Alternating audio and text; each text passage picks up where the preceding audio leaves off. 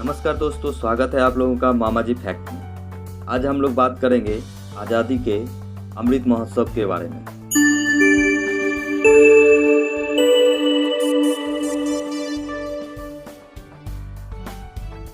हमारे देश को आज़ादी मिले 75 साल होने को है।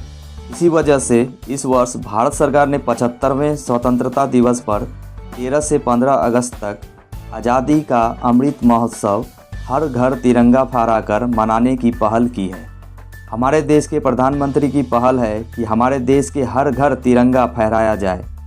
उन करोड़ों घरों में आपका भी घर हो, ये ज़रूर सुनिश्चित करना चाहिए, क्योंकि ये देश हमारा है और ये आज़ादी भी हमारी है।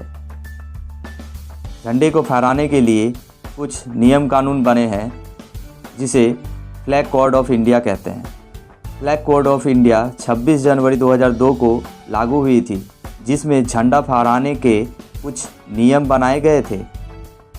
आज़ादी के अमृत महोत्सव के लिए उन नियमों में कुछ बदलाव भी किए गए हैं, जो इस वीडियो में आपको पता चल जाएगा।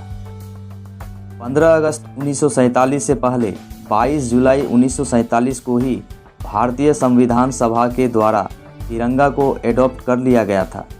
इसी दिन को नेशनल फ्लैग एडॉप्शन डे के नाम से जाना जाता है। हर घर तिरंगा का पहल सबसे पहले जिसने किया था, उनका नाम था नवीन जिंदल, जो एक कांग्रेस के सांसद थे। उन्हीं ने कोर्ट में पिटीशन दायर की थी 1995 में, जिसमें उन्होंने कहा हर देशवासी को तिरंगा फहराने का हक मिलना चाहिए, जिसके वजह से आज हम लोग को यह अवसर मिल रहा है। जब भी झंडा फहराएं, कुछ नियमों का ध्यान जरूर रखें। झंडा सीधा रखें, सैफरॉन कलर ऊपर और ग्रीन हमेशा नीचे रखें। अब तक झंडा सूर्य उदय के बाद और सूर्यास्त के पहले तक ही फहराया जाता था, लेकिन इस बार झंडे को दिन या रात कभी भी फहराने की अनुमति दी गई है। नए नियमों के तहत अब समय की कोई पाबंदी नहीं है। झंडा हमारी आन बान और शान है, इसलिए इसे कभी ज़मीन पर गिरने नहीं देना चाहिए। झंडा बनाते समय ये हमेशा याद रखें कि झंडा हमेशा 3/2 के अनुपात में बनाया गया हो। मतलब अगर झंडे की लंबाई अगर 3 फीट है तो चौड़ाई 2 फीट होनी चाहिए। अब से पहले पॉलिएस्टर के झंडे को फहराने पर पाबंदी थी। सिर्फ हाथ से बुने हुए ऊन, कपास, खादी से बने तिरंगा फहराने की अनुमति थी, लेकिन नए नियमों के तहत मशीन से तैयार की हुई पॉलिएस्टर, ऊनी, रेशमी कपड़ों से बने ध्वज को भी फहराया जा सकेगा। झंडे के साफ सफाई का ख्याल रखा जाना चाहिए।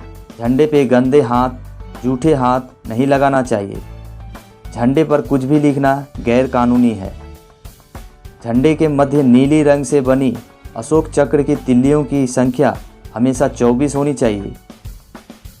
झंडे का उपयोग किसी दूसरे काम में नहीं लगाना चाहिए, जैसे कपड़े बनाने में, रुमाल बनाने में, किसी प्रकार के थैले इत्यादि बनाने में। तिरंगा जमीन को कभी भी छूना नहीं चाहिए। किसी दूसरे झंडे को राष्ट्रीय ध्वज के बराबर या उससे ऊंचा नहीं रख सकते हैं। तिरंगे का इस्तेमाल किसी भी तरह के सजावट में नहीं किया जा सकता है।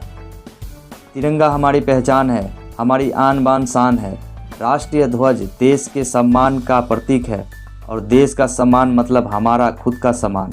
इसलिए इसे इज्जत और सम्मान से हमें रखना चाहिए और इसका इस 75वें स्वतंत्रता दिवस पर गर्व से उपयोग करें।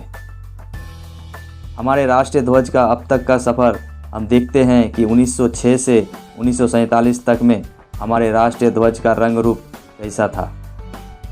तो दोस्तों, आशा करता हूँ आपको समझ में आ गया होगा कि हमारे राष्ट्रीय ध्वज को कैसे इज्जत और सम्मान के साथ इस आज़ादी के 75वें अमृत महोत्सव में फहराएं। मैंने तो आज से ही तिरंगा को फहरा दिया है। आशा करता हूं कि इस आज़ादी के अमृत महोत्सव में हर घर तिरंगा मुहिम में आप भी बढ़ चढ़ कर हिस्सा लेंगे और अपने आसपास के लोगों को भी प्रेरित करेंगे। आप कमेंट करके ज़रूर बताइएगा कि आपका ये आज़ादी का महोत्सव कैसा रहा, और कमेंट में जय हिंद लिखना मत भूलिएगा। मिलते हैं अगले वीडियो में, तब तक के लिए जय हिंद, वंदे मातरम।